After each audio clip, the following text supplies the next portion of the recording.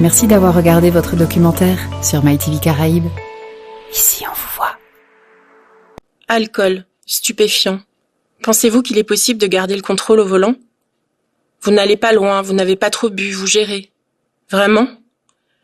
Karine est la maman de Charles, renversé alors qu'il était piéton, par un automobiliste, alcoolisé et sous stupéfiant, qui a pris la fuite. Charles avait 22 ans. Il a survécu 8 ans, en étant tétraplégique, traumatisé crânien et aveugle. Charles est décédé à 30 ans. Karine, sa maman, résiste. Charles, la nuit du 17 au 18 août 2013, à 23h30, il s'est fait taper par un chauffard qui était en alcoolémie, 3 grammes, plus de la cocaïne, des litres 8. Après, on est parti avec le SAMU. Il est resté 2 mois dans le coma. Pronostic vital engagé, une demande d'organes à 2 reprises. Les médecins sont venus derrière moi pour me faire comprendre que Charles allait rester un légume et qu'une vie comme ça pour un jeune n'était pas possible. Et que s'il pouvait aider d'autres personnes, ça serait bien. On a refusé, nous, la famille. Puis ensuite, un transfert à la clinique où il est resté 1 an. 1 an où il est sorti du coma, 1 an où il s'est rendu compte qu'il était aveugle. Il était tétraplégique. Alors, tétraplégique, pour ceux qui ne savent pas, c'est tout le corps qui ne bouge pas.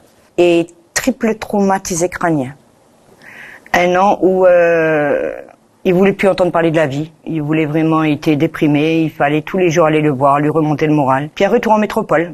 Pour le bien-être de Charles, on a pris la décision de l'emmener là-bas pour qu'il puisse subir 3 grosses interventions, pour qu'il puisse avoir accès à un fauteuil, pour essayer de lui rendre un peu plus la vie facile pour son quotidien.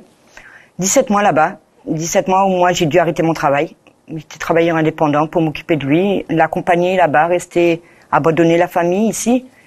Un retour où Charles, moralement, c'était pas ça, puisque bon, la personne qui aimait courir va-balle, la personne qui aimait s'amuser avec les copains, aimait sortir, aimait du jour au lendemain se retrouve dans un fauteuil. Nous, la famille, moi surtout, qui l'accompagnait partout, qui est géré tout ce qui est médical et juridique, ça a été un moment très dur pour moi.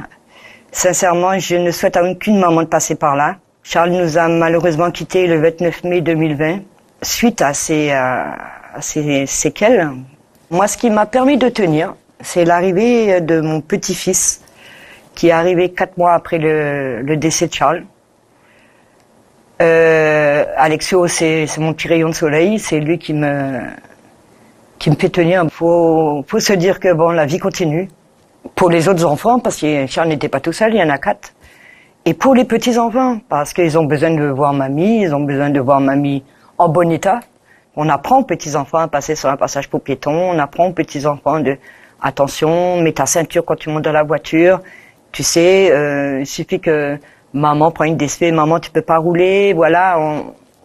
Par rapport à tout ça, on voit la vie autrement. La vie continue, et d'une autre façon, mais elle continue. Il faut choisir, c'est où tu bois, où tu conduis, mais tu peux pas faire les deux. Mets-toi en tête que tu pourris la vie d'une famille parce que tu as décidé de prendre la voiture avec 3 grammes d'alcool. Et il faut en parler parce que il y a trop de morts en Guadeloupe, il y a trop d'accidents, il y a trop de laisser aller par rapport aux conducteurs. Alors choisissez, c'est ou l'alcool ou la voiture, quoi. On peut pas prendre les deux, c'est pas compatible. Les deux ne sont pas compatibles. On peut pas mélanger l'alcool et la voiture. Ou on boit, ou on roule. Mais on peut pas mettre les deux ensemble. Impossible.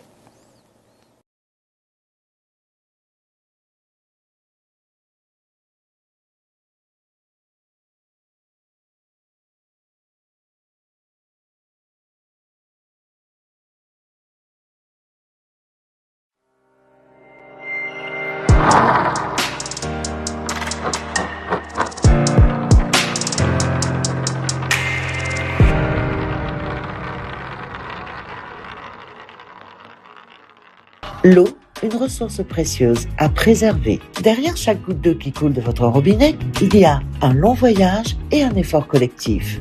L'eau fait partie de notre quotidien. On cuisine avec, on se lave, on vit avec elle. On l'oublie souvent jusqu'à ce qu'elle manque.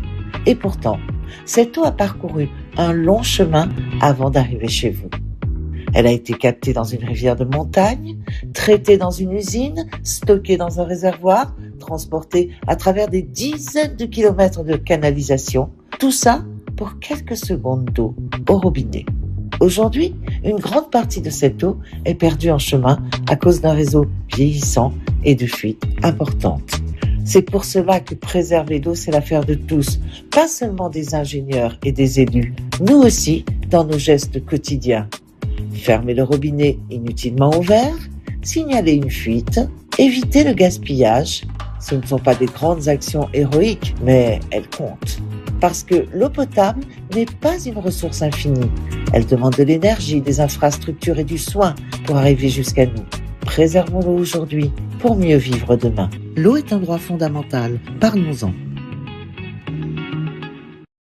Bonjour messieurs, dames, bienvenue sur My TV Caraïbes. Aujourd'hui, nous sommes à Jarry, à l'immeuble